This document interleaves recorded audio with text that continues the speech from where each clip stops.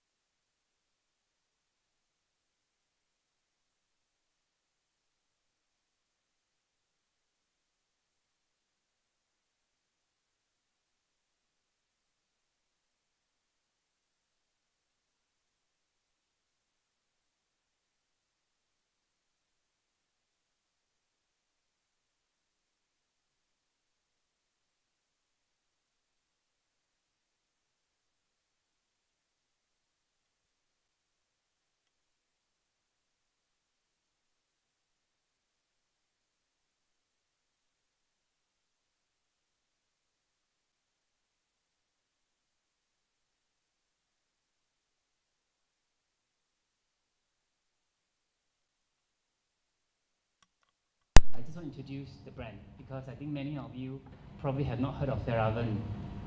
Anybody have heard of Fjällräven before? Right, so I will just introduce to you what Fjällräven is all about and who we are.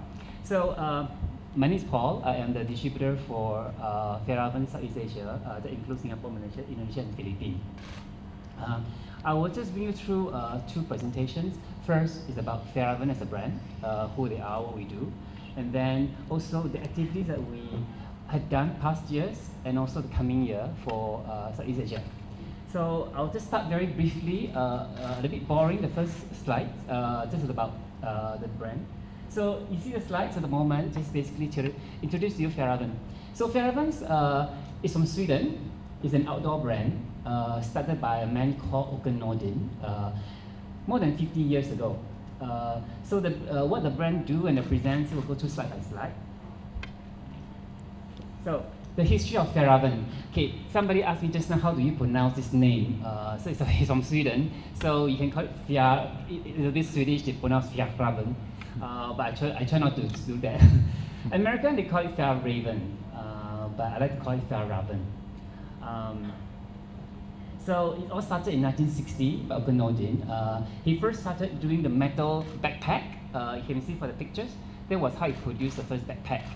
What he did was he found the backpack was too heavy. So the material he tried to make tent, he was making tent. He wanted to make something out of the tent, but the thing is that the tent was too heavy. So what he did was he decided to produce his own fabric called G1000. So this G1000 is actually made of 65% polyester and 35% cotton and impregnated with bee wax. So he custom made his own wax, which is patent, and he produces material. So some of us are wearing G1000 pants. I'll just stand and show you. So this is what the brand is all about. G1000. The name should be somewhere here. This G1000. So we're the only materials that you can do your own wax. So what it means is, if you go to a cold country to make your materials, your backpack or your pants or jacket stronger, you apply more wax. But if you, in the summer times, if you feel that it's too hot, it's too thick, you can actually burn off the wax. And for me, I've been wearing these pants to hike a lot of times. You put in the washing machine. Sometimes, you're not supposed to put in the washing machine, but because I do. Then of course your material getting a bit dry. So what I do is I apply more wax to keep it more shiny and be more waterproof. So that's the beauty about Fjällräven. And the G1000 is patented, is only made by Fjällräven. So across all our products. So the next few slides will show you the different the stages of developments and the kind of product we produce. Just go through slide by slide very fast. A lot of outdoor activities. We made our first jackets, the first pants, just throughout the entire years. The first backpack, just go through the history. I think all to be on our website. I won't bore you with all this information. So we also started with outdoor event called Fjällräven Classic, which has been almost now 16 to 17 years in running. It's the largest outdoor event in the world. Last year, 2017 August, we had the first Malaysian took part. His name is Hanis. He's somewhere around here. If you want to know anything about Fjällräven Classic, you can ask Hanis. Hanis can put out your hand. That's Hanis. So he took part in the Fjällräven Classic last year. There were 2,000 people that took part. And I'm very happy to announce that this year, 2018, we have 21 Malaysians are going to take part in Fjällräven Classic, which is really big good record for us. So as a whole, to sum up, Fjällräven is all about sustainability, and that's what our motto is. We make classic product. Many of you will probably have seen this product called Kanken bag. I'm sure many of you have seen this product. It's not Kanken, the brand is Fjällräven. This bag, this year is actually their 40th anniversary, hikers. And we've also been working with many communities in Malaysia and Indonesia to promote clean environment, and we've been sponsoring a lot of trash bag to do collecting rubbish, basically. So actually we have a lot of events. Fjällräven Classic Hong Kong in October last year. Quite a number of people from Singapore, Malaysia, and Indonesia took part. And in a short 1 year for outdoor products, these are the shops that are selling our product. So just want to say this time, thank you Malaysia for all your support in 2017. It's been Fjällräven journey to discovery, Malaysia discovery. It will be a totally new event. The format will change. And in that regard, entire 2018 will rebrand all of event in Southeast Asia.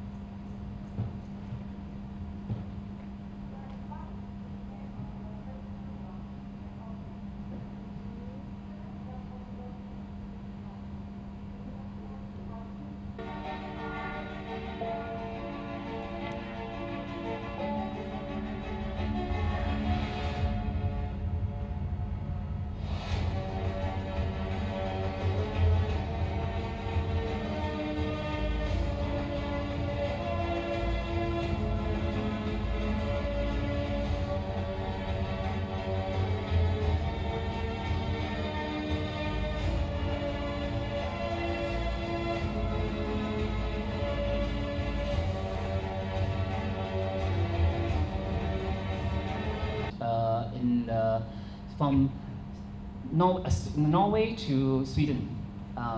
It's a dog sled event. So you can see some of the facts over here. 20 ordinary people without any professional training can do it. Last year, we have categorized the map into 10 territories in the world. In South Asia, in North Asia, by votes. And we have, of course, the winners from Malaysia. And not only from Malaysia, Rizal also the first winner ever from South Asia. The South Asia will include Oceania all the way to Australia. So it's a big deal for us.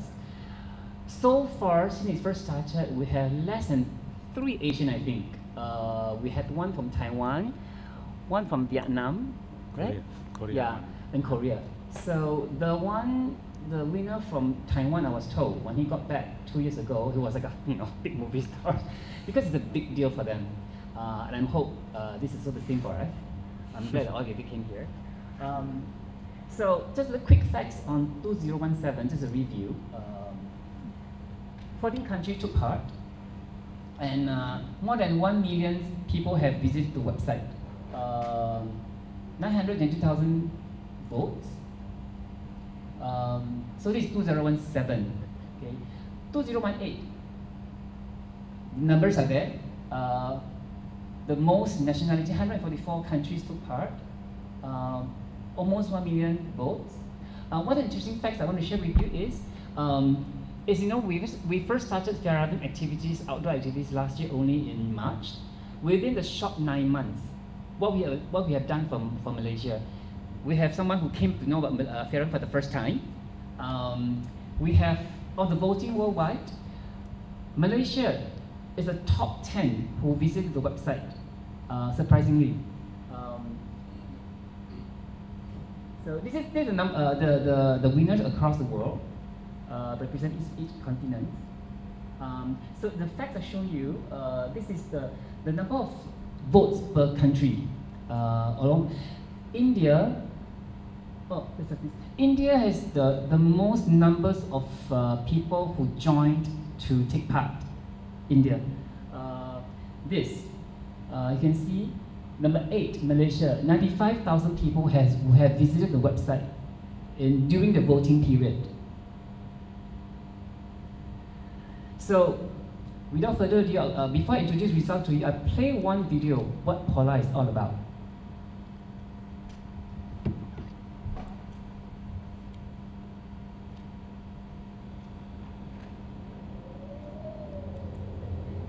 Fjällräven Polar is the ultimate experiment to prove that anybody without any prior experience of outdoor life can survive, and not only survive, but really enjoy an outdoor expedition in the polar conditions far above the Arctic Circle. We have invited 28 persons from all over the world that have gained their spot at Fjällräven Polar through our online contest that go the 300 kilometers behind dogs on a sled. I'm so excited right now, I have no idea.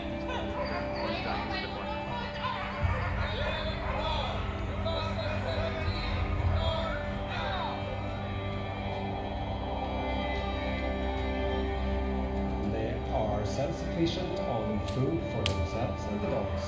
And they always have to prioritize the dogs, but there's hard work to fix for the dogs and for themselves. In the beginning it takes a lot of time to set up camp and feed the dogs and themselves, but after a couple of days they have gained a lot of skills and experience, and they are much faster, much thanks to the teamwork that they are pretty much forced to develop during this trip. Just take off and off we go now into the middle of nowhere. There's a lot of time to contemplate life, and I've been doing a lot of it actually, about where I want to be when I get back, who I want to be when I get back.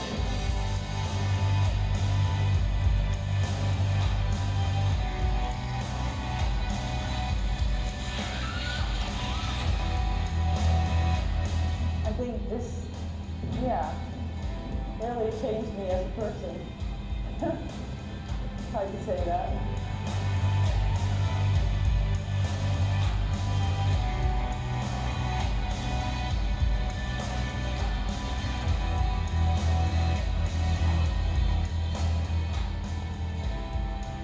What a morning to wake up to. All the things that seemed impossible on day one now have become more intuitive.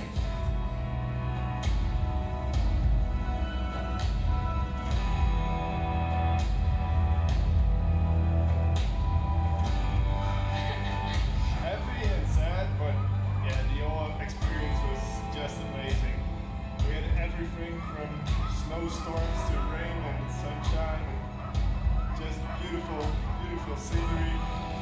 If you overcome your fears and you step out of your comfort zone, you're gonna experience things that you can't even imagine.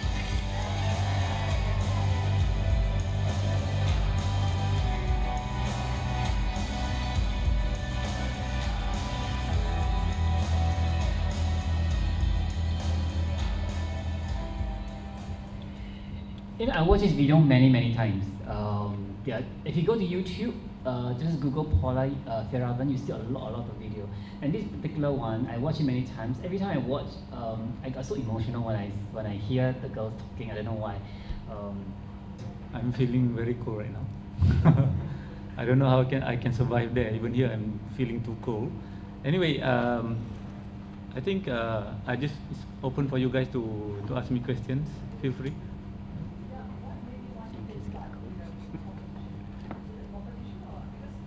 In case you get cold.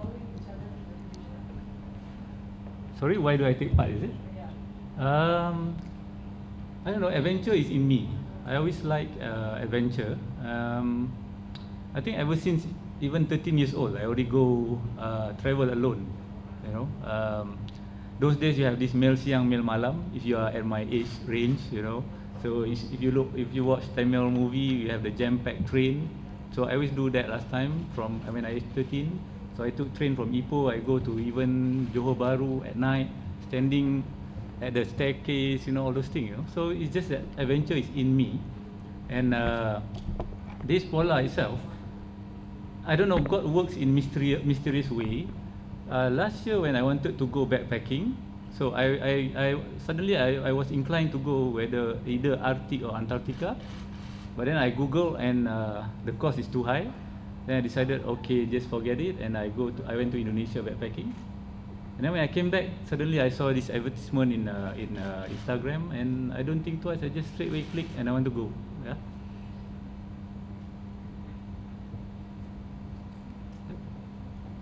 Have you done any preparations or things only happen once you arrive there? Because I understand there are instructors and all that. So, what kind of preparations are you undertaking? Yeah, the unique thing is they don't do any preparation here. They just leave it to me to prepare. Like Paul mentioned just now, there are a few things that I need to do. Of course, stamina is one thing. But the tricky part is I have to gain stamina, but at the same time I have to gain weight. Because 15 kilos of weight you lose. I don't know, I'm skinny here. So it's very difficult for me in that sense to do that balance, but I'm trying. And then at the same time, the tricky part is this event itself is a dog sled event. So some, especially Muslims, they start asking me question whether this is actually something that we are Muslim allowed to do or not, that kind of thing. So physically, I think you just prepare. But for this part, luckily I have the help of our Mufti Wilayah, so Jabatan Agama Islam. So I met them, and they are happy to help. In fact, they are excited. They're really excited about this event because, and they say, last time when our local astronaut goes to the space, they can develop a guideline for people to use. So this is their chance to do the same for outdoor people, you know. So everyone is excited, and the other one is the dogs itself. This is the most trickiest part, I think. I've never handled dogs, of course, yeah. Funnily, again, when I was a little boy trying to go to school, every day there's one part at the hill, there'll be a dog waiting for me to chase me. And every day I want to go to school, I would, it's Benji there, the name is Benji. And then of course, sometimes you don't see him, then when you walk, suddenly he appears and he will chase me, I will run down the hill. So now finally I'll go and use dogs to pull me around. Yeah. So in terms of preparation for dogs, I have contacted this one local breeder. He's in Norway right now. Once he's back, he'll be trying to help me to teach me how to handle dogs. Hopefully it helps. I just add something about he was just saying about the without preparations. I took part in Fjällräven Classic. We walked 110 kilometers in 5 days. And for him, it would be dog sled 3,000 kilometers. What we were told was it's going to be very painful because we're walking 25 kilometers a day, carrying 18 kilos backpack, walking for almost 10 hours a day. It's cold, sometimes it's raining. I think for most hikers will probably experience that. But at the end of the day, I think what the video said, at the end of the day, when you reach back to your campsite or you reach home, all those difficulties will be all gone away. But you remember the beautiful scenery, you just imagine, oh my God, the food that you eat, the warm part, you remember those parts. Those probably be just 10% of your time that you spend doing that, the appreciations. The 90% will be hardship. So what probably will go through a lot of hardship. But I think, like we see the girls when they reach the checkpoint, you just cry because it just feel that way. But I think for some of the people, Saza and Nocha and all that, who have also been to Fjällräven Classic, I think you know what I'm talking about. I think it's the memory and the experience that you got. It just lasts you for a lifetime. This is not a race, right? It is not. This is like a trip club, 300-kilometer trip. Yes. So what do you think the biggest challenges that you would face during the 300 kilometers? You know what worries me? How do I relieve myself? It sounds funny, but it's actually true, you know, because you'll be wearing, I think, at least 3-4 layers of clothing. And then, of course, at the same time, you'll be, like you see just now, it's an expedition, you have to follow the sleds in front, that kind of thing. So whether you can stop to even relieve yourself, and even how do you relieve yourself. Yeah. So that will be one of the biggest challenges that I feel that I will face. And then, of course, the weather itself. So again, I've been to a place where I've experienced minus 25 degrees before, but then at night I was sleeping near heater, that kind of thing, so it's okay. But now here you be on dog sleds, and they are really fast, I tell you. When I look at the video, they are really fast. And then the thing is with the wind, everything, so I don't know whether I can smile or what. And they were joking as well about, when we talk about Muslim again, the dogs, the saliva part is the most what do you call this, sensitive part. But then we were joking just now whether the saliva will be frozen, so you don't worry about it. You know? So it's the weather lah. So you're not representing the Malaysians as a whole, also, but the Muslims. So what do you think of that? Because definitely you would like to show something to Muslims all over the world. Yeah. You see, sometimes people use religion as an excuse. For me, again, as a Muslim, for me, the religion itself is actually easy. Even in this kind of situation, there are a lot of things you can do to practice Islam. They make it simpler. So things like wudu, take ablution, yeah, ablution. Actually, you don't even need to take off your shoe. You know, of course, you can't take off your shoe; it'd be too cold, right? So they have methods to do, you know. And even the prayer, you can combine the prayer. If you don't know when the sunrise or when during Zuhur, that kind of thing, you can actually follow the nearest timing when before you leave. That means I can follow Norway time, you know, that kind of thing. So this is something that most of us might know theoretically, but we've never experienced it. So I want to experience it, I want to document it, and then I want to share with the rest. I want to show that, look, it's actually easy, you can do this. Of course, the winner was chosen not by votes. It's not Yeah. because of religions or nationalities or whatever. Yeah. Of course, I would want him to carry the Malaysian flag. It's also very interesting to find out. I don't know about these facts yet. And throughout the histories of Polar, how many? I mean, since you were talking about Muslim, how many Muslims actually have taken part before? I think it'll be interesting to find out. I tried. Okay, one thing nice about this, because again you can't buy your way into this event. You have to be selected, either voted or by jury. So every year you only have 20 people, and we have a strong alumni. Actually, they have created an alumni. So now it's almost 400 in 20 years. So I've looked into their Facebook profile. I've seen only one Muslim before from Pakistan. I've tried to contact him, but I couldn't reach him. So yeah, so as far as I can see, it's only one. So I'll be the second one.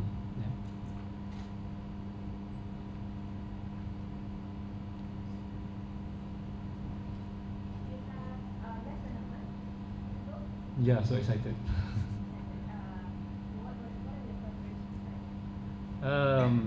Like I said just now, training, just fitness, and then eat a lot, and then I'm still waiting for the dog breeder to come back, because I really want to learn something about dogs.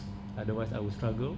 I think, you know, because these huskies, they are Alaskan huskies. What I read about them is, once you put the collar, the latch, is it the collar at the latch at their collar, immediately they want to run.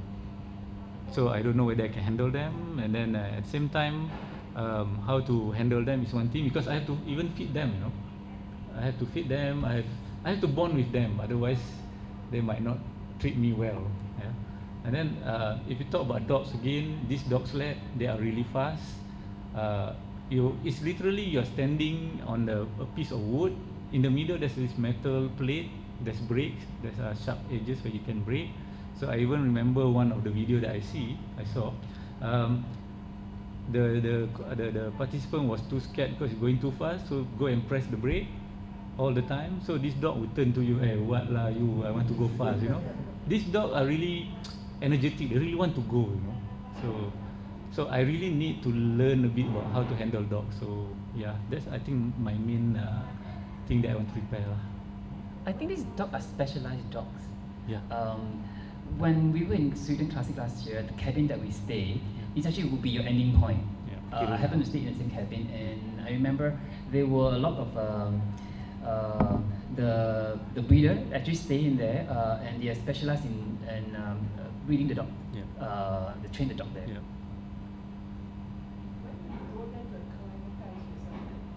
Yeah. I'm working, unfortunately, so I can't really spend much time there. I'm planning to leave on the 6th of April. The event will start on the 9th. What do you do? Sorry? What do you do? I work in Malaysia Airlines, actually. Yeah.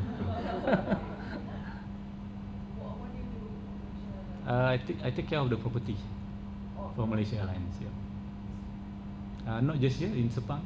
I am based in Sepang, actually.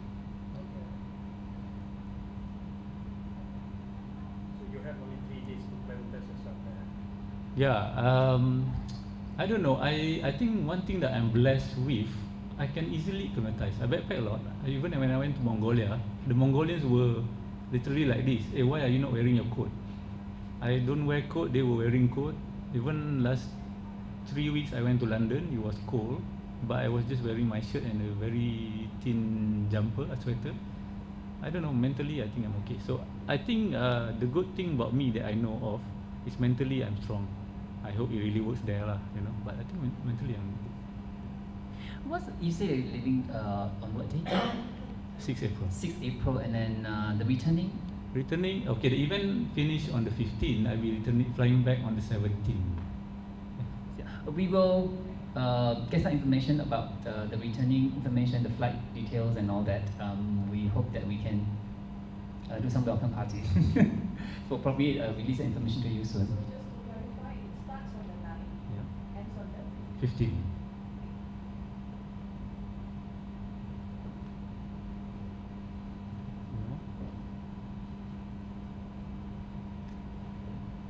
So along the journey, there's will be a few stops, or the whole 300 kilometers journey. It will be 5 nights, so there will be pit stops.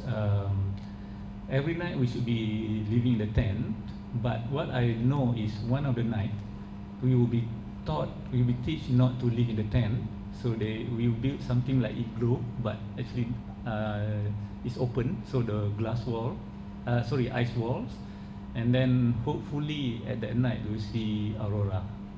So again, that's something that will be interesting. At the same time, can I sleep in open air in the snow? I don't know. So again, this is a challenge that I want to experience, and yeah, it'll be interesting. The route How many hours you can expect that? Every day. Honestly, I'm not sure but I. The whole day you'll be sliding. Yes, the whole day will be dog sled. The road is actually behind your. We start from Norway, we'll end in Kiruna in Sweden. The whole journey is 300 kilometers.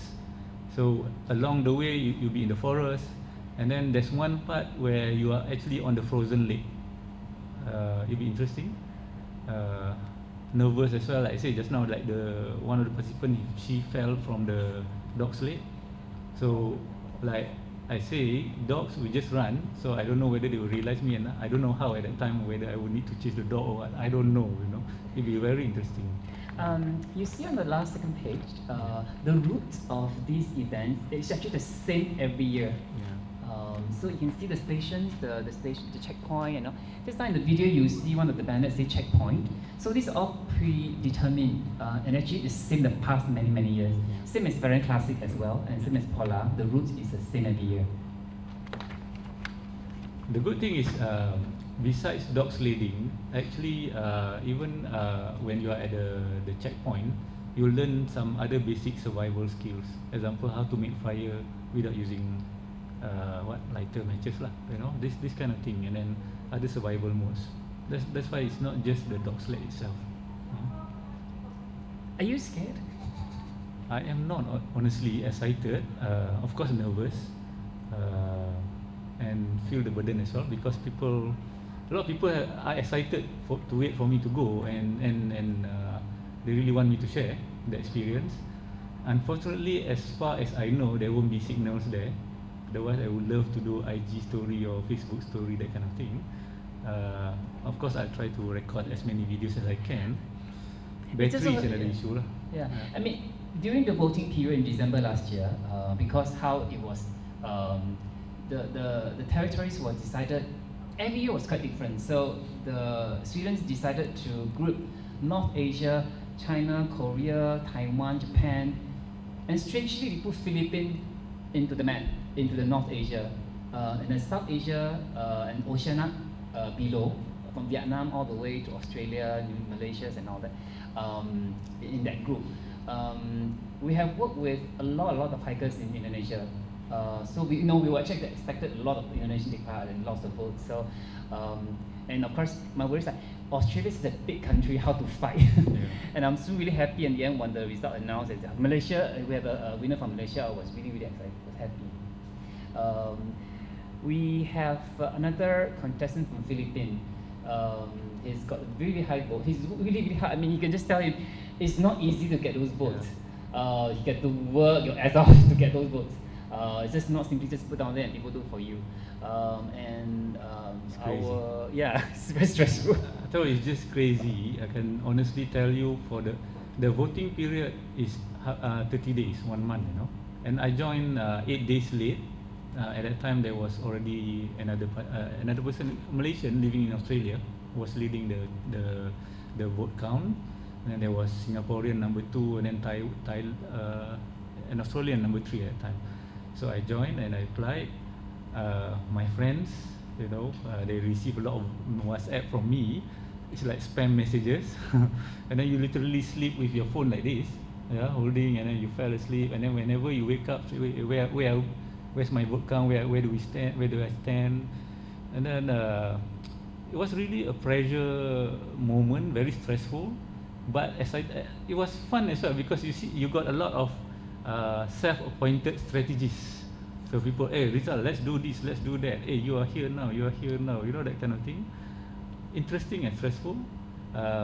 If any of you wants to apply next year, there's one thing that I did which I won't recommend you all to do. One of the day I went to a shopping complex. I approached strangers. Hey, you want to get votes?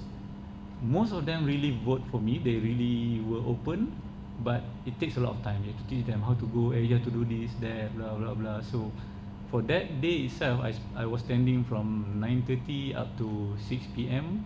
When I give up, I think I'm too tired. I only get 20 votes, that kind of thing, because of it was continuous, but you have to teach them, you know. So really stressful. So if you want to apply, I think that's the most stressful period. Now I'm not afraid. It was that time. And also not only just that, the repercussion of it, because the people who vote for you got to know about this event, and they themselves, okay, I still want to take part also, and end up there are more people taking part because this event is totally free. So a lot of people taking part. So the same the effect that we had in the Philippines.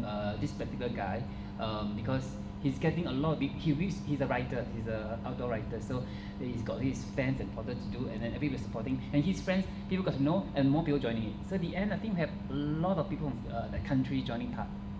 And finally, funny when he mentioned that there was one reporter who wanted to help me to get votes. So I went for an interview. So she prepared an article. So she was planning to issue the article together with voting link.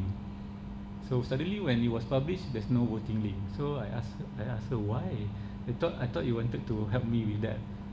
No, my editor says can't, because one of the other reporters saw it and he wants to participate as well, and he applied. You know.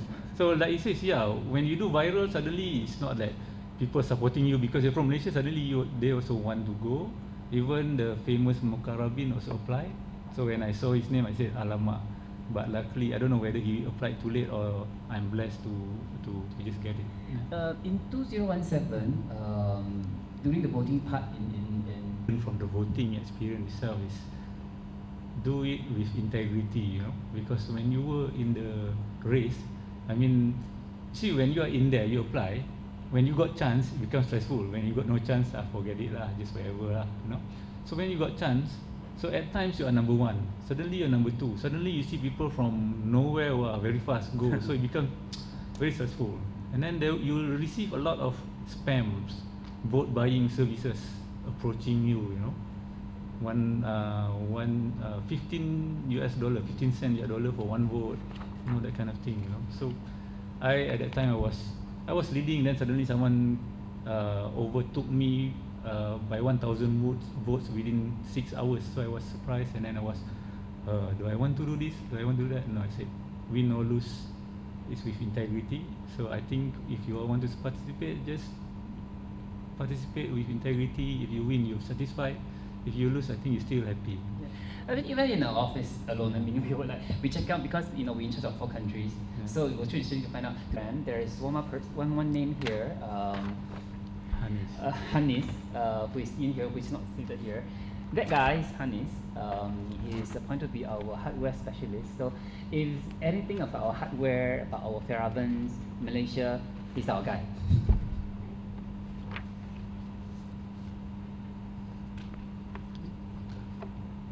Okay. Anyone else have any questions? 6615 or 13? 6615. Yeah. The next one was 1005 or 1003, lower than me. In Malaysia. In Malaysia. So 3 hours before the voting closed, I saw that the gap is 1005, so I just switched off my phone. So I just don't want to know, but I think I'm safe enough at that time. Yeah. Thank you so much for the answers. We'd like to proceed with a very quick photo session.